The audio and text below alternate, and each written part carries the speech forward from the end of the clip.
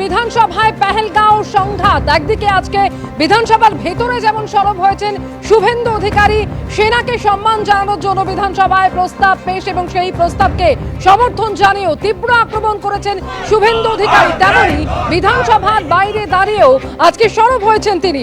শাহবাজ শরীফও পাকিস্তানের এত প্রশংসা করে না, পাকিস্তানের প্রশংসা করেছেন মুখ্যমন্ত্রী, পাকিস্তানের হয়ে ব্যাটিং করে গেছেন। আপনি নরেন্দ্র মোদী অমিত শাহকে ছোট করেছেন, বিধানসভার বাইরে দাঁড়িয়ে আজকে এভাবেই মুখ্যমন্ত্রীকে আক্রমণ করলেন শুভেন্দু অধিকারী।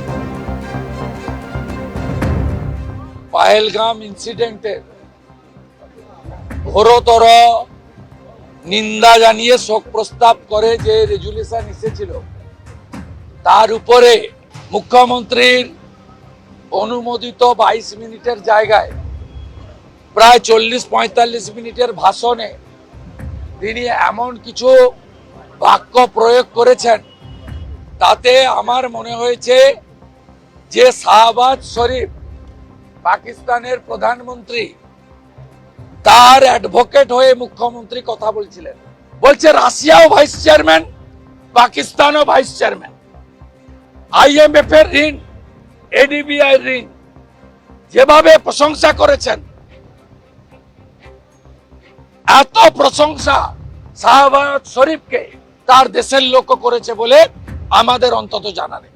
শাহবাজ শরীফের সবচেয়ে বড় গুণমুগ্ধ পশ্চিমবাংলার খালা আজকে পাকিস্তানের পক্ষে ব্যাটিং করেছেন, ফুল ব্যাটিং।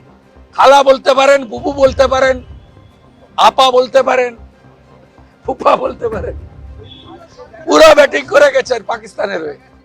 আমি আজকে কিছুক্ষণ আগে বিভিন্ন মিডিয়াতে দেখতে পেলাম যে শুভেন্দু অধিকারী বাইরে বেরিয়ে বলছেন যে মুখ্যমন্ত্রী পাকিস্তানের হয়ে ব্যাট করে গেছেন।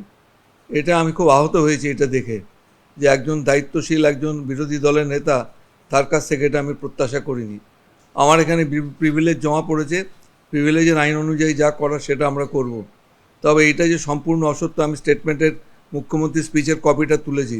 মুখ্যমন্ত্রীর স্পিচে এমন কোনো শব্দ তিনি ব্যবহার করেননি বা এমন কোনো কথা বলেননি যিনি পাকিস্তানের সপক্ষে এখানে বক্তব্য রেখেছেন। সুতরাং এই ধরনের বিবৃতি যেটা দিচ্ছেন বাইরে, এটা সম্পূর্ণ বিভ্রান্তিমূলক। প্রিভিলেজ জমা পড়েছে, প্রিভিলেজটা আমরা কনসিডারেশনে নিয়েছি। কালকে আমাদের রুল অনুযায়ী যেটা হবে সেটা আমরা কালকে আফটার কোশ্চেন আওয়ার আমরা এটা করব। ঠিক কথা, একটা উত্তাপ হয়েছে, উত্তেজনা হয়েছে, কিন্তু মাননীয় মুখ্যমন্ত্রী এমন কোনো কথা বলেননি যে তিনি পাকিস্তানের সপক্ষে তার বিবৃতি দিয়েছেন। এই যে একটা বিভ্রান্তিকর বক্তব্য রাখা হচ্ছে, এটা সত্যি কথা বলতে গেলে পরে আমাদের বিধানসভার একটা অমর্যাদা হচ্ছে। ভর দুপুরে পানিহাটিতে তুলকালাম, মারমুখে তৃণমূল কাউন্সিলর। পানিহাটিতে স্কুটার চালক তরুণীর সঙ্গে বচসা হয়, আর সেই সময় সপাটে চড় মারলেন ওই কাউন্সিলর। মহোৎসবতলা ঘাট এলাকায় তরুণীর সঙ্গে তৃণমূল কাউন্সিলরের বচসা, আর সেই বচসার মধ্যেই একেবারে সপাটে চড় তৃণমূল কাউন্সিলর শ্রাবন্তী রায়ের। প্রকাশ্য রাস্তায় এই ঘটনা ঘটলো, যে ভিডিও ভাইরাল হয়েছে।